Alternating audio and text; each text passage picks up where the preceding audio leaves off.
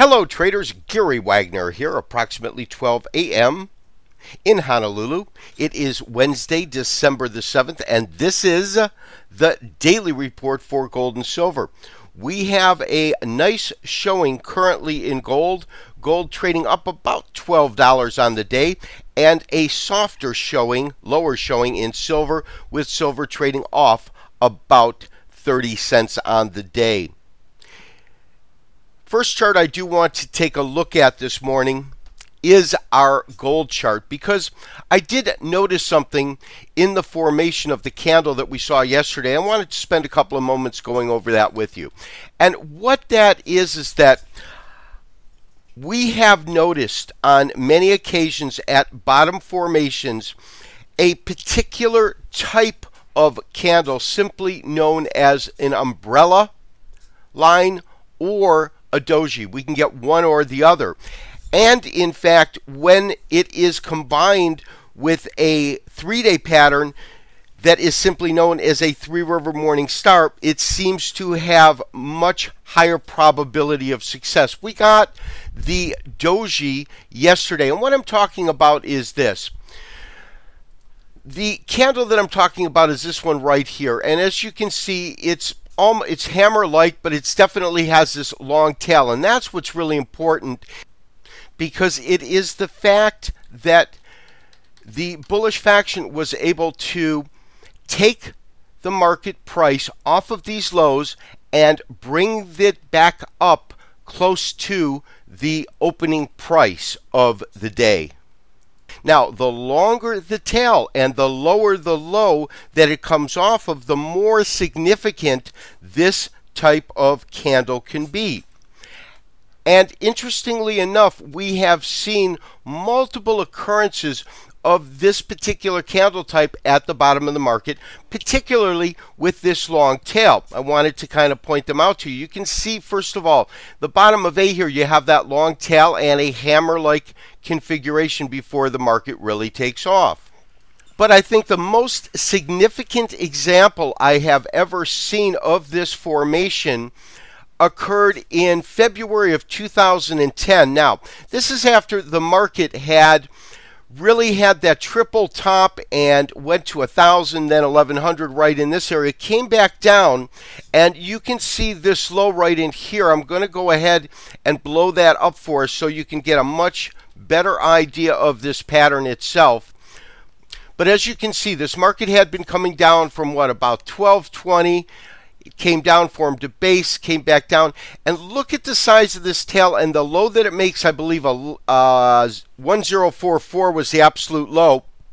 It was also reported right within the same time parameter. I actually believe on the same day that George Soros was actively buying this market, and you can see that the market really looked at this as a pivot point itself. Another occurrence, of course, is right in here. You have this long tail right at the bottom. And then, of course, the other thing to look at is the context, or are there any patterns that we're finding within that particular candle type? What I tend to look for is that Three River Morning Star variation. You can see that here, where you have red, star, green. Here, red, star, green. However, again, without that confirming candle, what you could be seeing is simply the market trading within a range as you get the alternating evening star, morning star, and here, evening star, morning star. So you need to be careful. You need to always wait for confirmation on that. So we will certainly want to see if we get a confirming candle tomorrow. To some other markets. First of all, dollar is slightly lower but fairly quiet. As you can see, we are looking at a daily chart. The market has been down for the last 3 days, but we're getting these small bodies.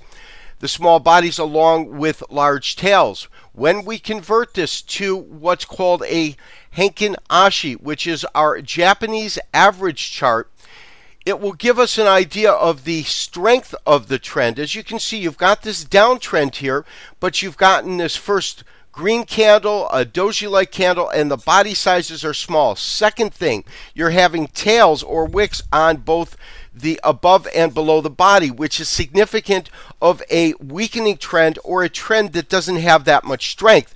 And for those that aren't that familiar with the Heikin Ashi, on a market that's moving down, you want to see an absence of these upper wicks. You also want to see large bodies. As the market's moving up, you want to see the opposite, the absence of these lower wicks and large bodies. So it's not a very, very strongly defined trend one way or the other.